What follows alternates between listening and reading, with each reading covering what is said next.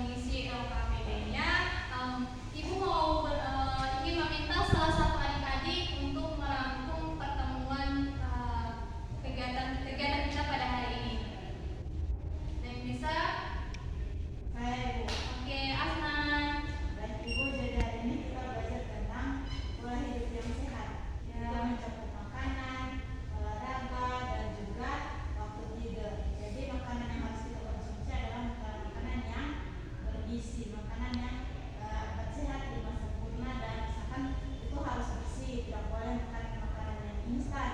Dan tidur juga harus